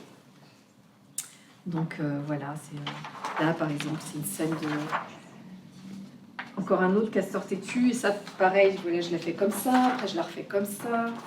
Après, je les reflète comme ça, jusqu'à la faire finalement, je ne l'ai pas à l'original, mais... Et pour regarder ça, je me souviens que j'ai regardé des peintures d'un tableau classique, j'ai regardé Lavandière, peinture classique, je ne sais plus, j'ai vu des gens qui lavaient du linge, et donc j'ai repris des poses. Et voilà, donc ça, est-ce que je peux vous montrer? Ben voilà, encore un bébé, encore du castor têtu. Et puis ça, je peux vous montrer aussi ce que je fais pour... Ça, c'est J'ai pas d'Iparté. Donc c'est la même collection que La Bagarre, le petit lapin rose. Donc ça, c'est ce que je montrais à Grégoire sur le tarif. Donc je fais le livre en petit comme ça.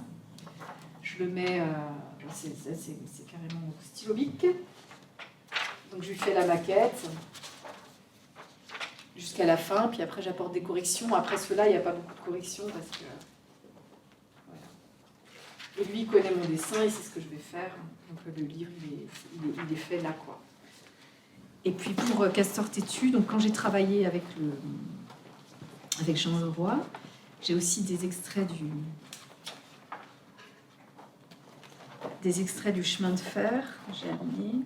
Hop, il faut que je les retrouve. Voilà. Hop, ça peut ressembler à ça. Après, maintenant, les derniers livres, j'ai pris, comme je perdais tout le temps mes feuilles, j'ai pris un cahier, puis je fais dans le cahier, comme ça je retrouve.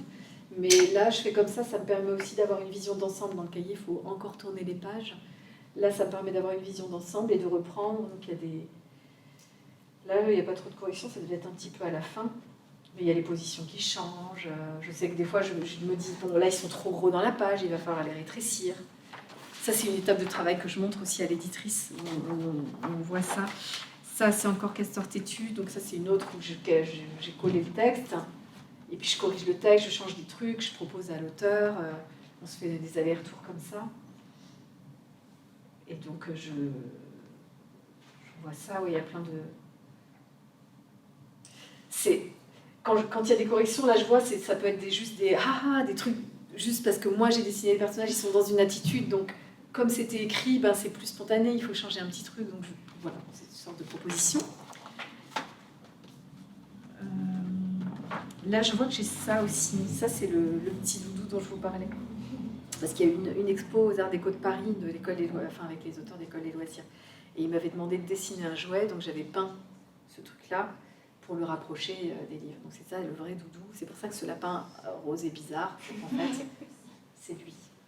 Voilà, c'est pas un lapin. Mais les enfants ont dit que c'est un lapin. C'est les adultes qui commencent à trouver ça étrange. Mais voilà. Il y a une image de 3 chatons dans la nuit, je crois. Ah oui, ça c'est pour Tout le monde dort. Quand je vous disais que quand je commence à écrire une histoire, en fait, je fais des images assez finales de mon projet. Donc là, avant d'avoir écrit le livre, j'avais fait ça, en imaginant déjà plein de choses. Et puis après, j'ai ordonné, quoi. Mais j'ai ça en point de mire, et je le laisse près de mon bureau, et puis je travaille autour, quoi. Il se peut que ça change, mais souvent, il y a des... Voilà, c'est assez similaire par exemple, La monture de Castor Têtu, c'est Jean Leroy qui l'a écrit, et au début, il avait écrit l'histoire pour un petit garçon, et il pensait à Yakari, qu'il aimait bien quand il était petit. Et donc, c'était un petit garçon qui trouvait un bison. Il voulait trouver un cheval pour faire comme les hommes de son village, et finalement, il trouvait un gros bison. Et il revenait tout fier, et ça en jetait. Et en fait, c'est moi en dessinant le bison et en faisant ça, j'ai dit à Jean, mais Jean, ce serait pas mieux qu'il trouve un bébé bison, ce serait quand même plus mignon. Et puis ça veut dire qu'il va grandir avec lui et que lui, il est très fier sur un petit bison. Alors, fier sur un grand, c'est l'évidence, mais fier sur un petit, il y a un truc ouais, c'est pas parce qu'on est petit qu'on n'est pas fier. Et le bison, il y avait ce truc qui était plus fort, je trouve. Et donc je lui ai proposé, il me dit, oh ouais, pas de problème. Et du coup, j'ai dessiné un petit bison et voilà. Et puis aussi, c'était un petit garçon qui aidait, parce que le bison, il est coincé, il y a un feu qui arrive et tout. Donc c'était un petit garçon qui aidait un petit bison à sortir du pétrin. Donc voilà, il y avait un petit truc mignon qui fonctionnait. Voilà, c'était pour Grand-Père Crapaud, je me souviens. Alors, bon, ça ressemble pas à grand-chose, mais Grand-Père Crapaud, c'est un album qui est peut-être épuisé, que j'ai fait avec quelqu'un qui s'appelle Véronique Cauchy. Et c'est une histoire qui n'est pas évidente, parce que c'est un vieux monsieur qui perd la tête. Alors, il perd ses dents, ses cheveux... son chapeau, sa pipe, tout, mais parce qu'il est en train d'aller à la rivière. Donc ça, c'est sa maison, et la rivière, elle est là. Donc ça, c'est pour moi aussi, comme au cinéma, d'avoir une vue de l'ensemble de là où se passe l'histoire. Et là, c'était vraiment littéralement reproduire ça, puisque dans le livre, au début, on voit un plan comme ça, et après, on suit le grand-père, parce qu'en fait, il y a un crapaud qui le suit, et qui récupère les cheveux, les dents, la pipe, les lunettes, tout, et donc à la fin, on dirait une tête de grand-père, le crapaud. Et donc, quand il le voit, il dit « Ah, mais j'ai perdu la tête, ou quoi ?» Et bref, donc, là, j'avais regardé vachement comment ça s'appelle, d'estampes japonaises de Hokusai ou Hiroshige, et la manière dont ils peignent comme ça verticalement les paysages. Donc je m'étais inspirée de ça dans ça, puis dans la météo aussi, parce qu'à un moment il perd son chapeau, donc j'ai fait juste une branche avec des feuilles qui... Voilà, donc c'est tout, on va chercher... Enfin moi je vais chercher mon inspiration plutôt dans le cinéma, la littérature, les musées, la peinture classique, la photo, des choses comme ça. Là d'ailleurs c'était la maman d'Abel aussi. Ah bah là j'étais vraiment pas douée. Donc ça c'est la maman d'Abel qui le déshabille. Alors là il y a plein de collages quoi. Le dessin, je pense que maintenant je le ferai quand même un peu mieux du premier coup, mais voilà, c'est comme ça. Et après quand c'est imprimé, ça donne ça. Et après après c'est en couleur. Après c'est juste coloriage. Et je dois l'avoir quelque part aussi par là. Et donc pour la maman d'Abel, quand elle le déshabille, j'avais pris une peinture, acheté une carte postale au musée une expo de Caravage, et c'était une femme qui était en train de tenir un enfant dans ses bras pendant qu'il y a un serpent et qu'il y a une sombre histoire de crime. Voilà, donc rien à voir avec l'histoire d'Abel, mais il y avait cette position de la maman qui tenait l'enfant qui était belle, et du coup j'avais copié cette image-là, et après ça avait dérivé. Là, c'était une farce, par exemple. Donc, au départ, les couvertures, pas les couleurs, c'était pas du tout ça. Et c'était avant que ce soit sur fond blanc. Là, c'était ce fameux petit lapin. Donc, comme je vous dis que je l'ai peint sous toutes les coutures, c'est qu'au début, je l'avais fait tout petit. Et j'étais allée voir Grégoire Solotareff en lui disant, voilà, j'ai des idées d'histoire, j'ai ce petit personnage. Et lui, il est allé à la photocopieuse. Il m'a dit, bon, c'est bien, mais tu le fais grand. Tu le fais grand, mais direct, peut-être pas du coup à la plume, parce que c'était à la plume, mais prends un pinceau et fais autrement. Donc j'avais travaillé. Je dis souvent on, parce qu'il y a beaucoup de dialogue avec les éditeurs. On fait vraiment pas, on fait ce travail seul, et c'est notre création, mais l'éditeur a un rôle très important, et l'éditrice dans la lumière. En fait, c'est quelqu'un qui met en lumière vos idées, vos envies, et qui arrive à vous faire, non, jamais à dire fais comme ci, fais comme ça, mais pourquoi tu voulais faire ça? C'est un psy d'auteur, quoi. Pourquoi tu voulais faire ça? Ah oui, bah alors. Et puis après, même si des fois il nous donne le début des solutions, je dis mais oui, je le savais, en plus j'y ai pensé. Bah bien sûr, tu le savais. Mais voilà, c'est comme quelqu'un qui éclaire un peu nos idées confuses quand quand c'est trop difficile de travailler seul, parce que c'est pas facile de travailler toujours tout seul. Et voilà, là c'est encore ce petit lapin, là c'est encore la fameuse photocopie agrandie. Donc là il avait pris une valise et il partait en voyage. Je pensais aux petits qui font leur bagage des fois, qui s'en vont de leur maison tragiquement. Donc il y avait ce truc là d'avoir des émotions fortes quand on est petit, et de vouloir absolument qu'on nous prenne au sérieux en fait. Je pense qu'il y a ça dans les fondements des livres, c'est sérieux. Quand on a envie de partir, on a vraiment envie de partir. Même si on va pas souvent bien loin, parce qu'on n'a pas envie... C'est ça. Donc là, c'était le début aussi pour mon pull. Donc c'était les premières esquisses avant qu'il soit à l'encre et au pinceau. Donc j'ai dessiné là, comme ça je les voyais tous ensemble et je vois comment ils interagissent. J'ai aussi des bandes de papier où il n'y a que le mouton ou que la poule, et où je les vois évoluer page après page, où je vois qu'il y a une logique de caractère par rapport à la situation. Voilà. Ça, c'est les recherches pour les personnages de comment ranger sa chambre en 7 jours seulement. Ça, c'est les recherches de la maîtresse dans comment devenir un élève modèle. Où là, j'avais regardé un peu les mangas et tout pour aller... Parce que dans les mangas, il y a quand même plein de trouvailles graphiques super, et ils se permettent plein de choses. Donc, souvent, on a ces habitudes, on est un peu corseté dans des trucs de rester dans des règles classiques. Ça, c'est Tartatou, que j'ai fait avec Mathieu Sylvander, avec la poubelle. Donc là, lui, il avait écrit cette histoire où les choses de la maison parlaient. Et moi, mon petit défi graphique, c'était mais où est-ce que je mets les yeux de la poubelle? Est-ce que je leur fais, est-ce qu'ils ont des jambes? Est-ce que, comment je les anime, quoi? Donc le choix, ça a été plutôt de faire des choses assez discrètes pour qu'ils puissent continuer à être des objets, mais juste s'ils peuvent, la poubelle, elle peut ouvrir la bouche, donc sa bouche, elle est là. J'aurais pu lui mettre une bouche là, ou des yeux, enfin... Mais la bouche, c'est l'ouverture, quoi. La table, bah, elle, c'est la serrure de ce tiroir. Donc voilà, chaque livre, il y a plein de petites questions qui se posent. Ça, c'était Castor Têtu, c'est vraiment les premiers dessins où il fallait dessiner, enfin trouver à quoi ressemblait ce personnage. Et j'avais envie que ce personnage, donc c'est indien, moi je ne connais pas les Indiens, puis maintenant ils sont, enfin les Indiens, c'est l'image d'Épinal qu'on en a, parce que, mais je voulais pas qu'il y ait trop de, enfin je voulais que ce soit simple, quoi, qu'il soit juste un petit bonhomme, comme s'il était en pyjama, et qu'après on puisse se mettre derrière lui, tout comme... Là, je voyais une image de la montagne dans Castor Têtu, je la retrouverai. Ou ça peut être n'importe quelle montagne, c'est presque abstrait au bout d'un moment. Ou là, c'était l'arbre dans Serré Sardine. C'est pareil, c'est un arbre. Il y a une branche, parce que je ne savais pas dessiner les arbres. Et je me suis dit, mais en fait, il se cache sur une branche, donc bah, je vais faire juste la branche. On s'arrange.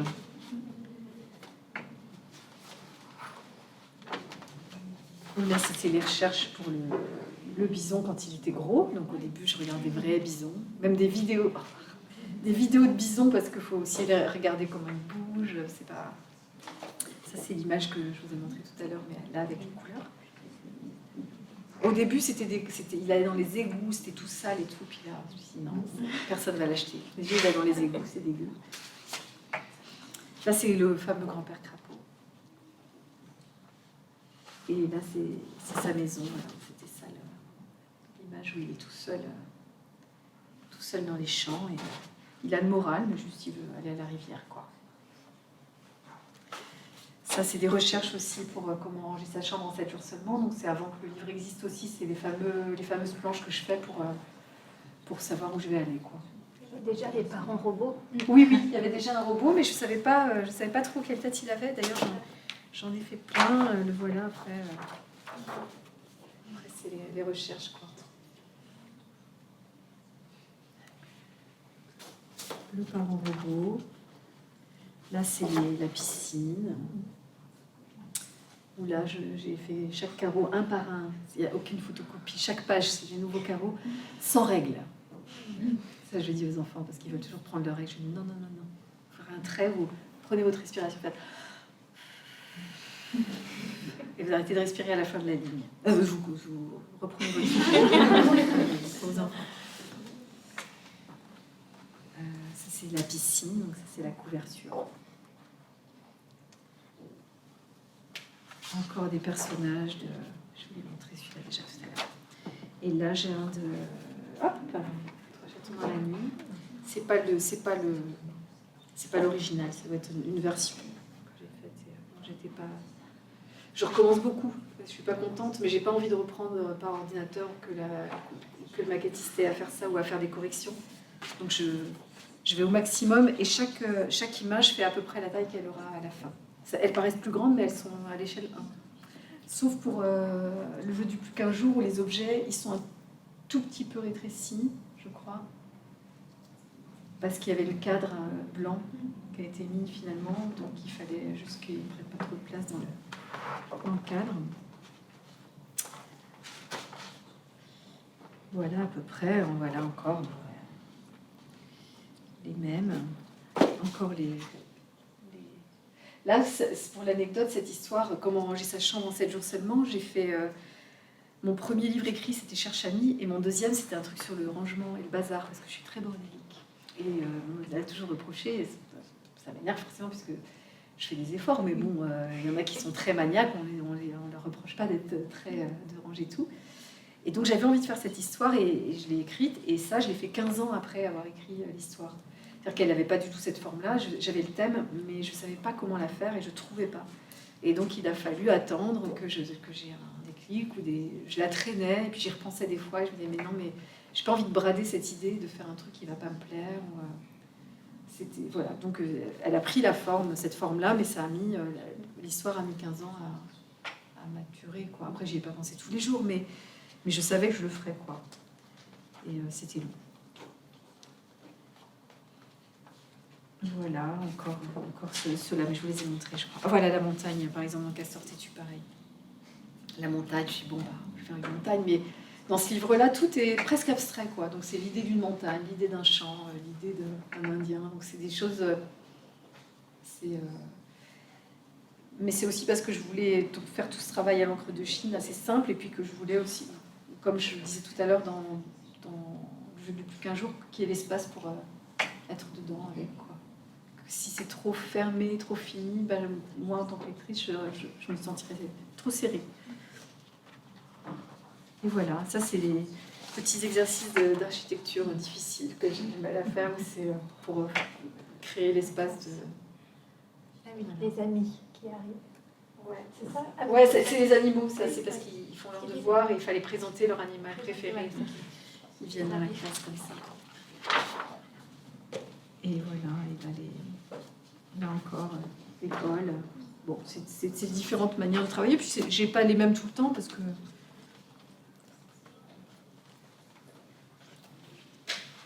Voilà, je crois que vous avez presque tout vu là de mon carton à dessin. Le soleil qui met son pyjama. Je vous ai tout montré. Merci beaucoup. Merci beaucoup. Et puis, on a hâte de retrouver vos livres à la fête du livre, Plage Chavanel, au stand des Croquis-Notes, de vous entendre donc Plage Jean Jaurès, Ouais. voilà, ce week-end. Ouais. Oui, avec Anaïs, en fait, elle a choisi des images de mon travail. Moi, j'ai choisi des images de son travail et on va chacune parler l'une de l'autre. Donc, elle, forcément, en tant qu'éditrice et moi en tant qu'éditée, mais aussi en tant que lectrice de ses livres. Voilà. Parfait. Merci beaucoup. Merci beaucoup.